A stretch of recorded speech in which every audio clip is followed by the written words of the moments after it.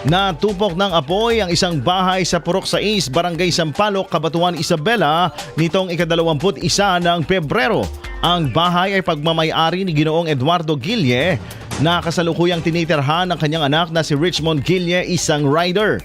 Sa nakuhang impormasyon ng IFM News Team kay Fire Officer 1 Vince Ignacio, Fire Arson Investigator ng Bureau of Fire Protection, Cabanatuan, bandang alas 11:35 ng umaga nang makatanggap sila ng tawag kaugnay sa naturang aksidente.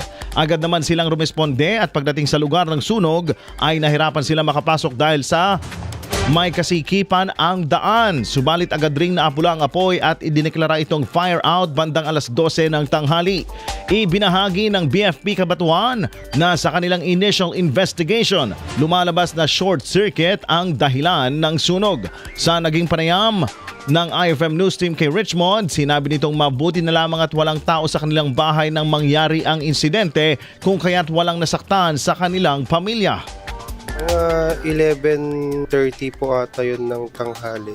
Nagsha-shopee po kasi ako, rider. So wala po ako dito sa house. That time po, nailabas ko rin naman yung mag-ina ko. Tapos tumawag na lang po sa akin yung marami pong tumatawag sa akin na mga kamag-anak, ganun. So, sinagot ko naman po. Tapos sabi nila susunog na po yung bahay namin. Tapos yun, pagpunta ko po rito, andito na po yung bombero.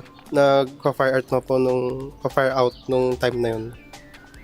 Ibinahagi rin ito na may mga open wires din sa kanilang bahay na maaaring naging sanhi ng sunog. Bukod dito, mabilis din na kumalat ang apoy dahil sa kugon lamang ang kanilang bubong na nilagyan ng yero. Nag-short circuit po ata dito kasi may mga open wire po rito sa amin. Tapos, ang bubong po kasi namin, ganito, na may galba lang sa taas, kaya madali siyang umapoy. Halos 5 minutes lang po ata, ubos na.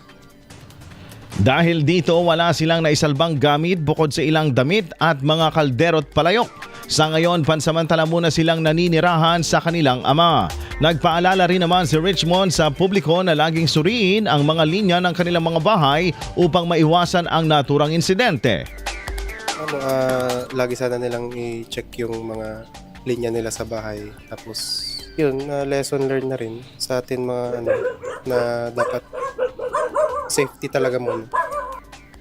Sa mga nais magpaabot ng tulong, maaaring makipag-ugnayan sa 98.5 IFM Kawayan o personal na magtungo sa kanilang lugar sa Purok 5, Sampaloc, Cabanatuan, Isabela.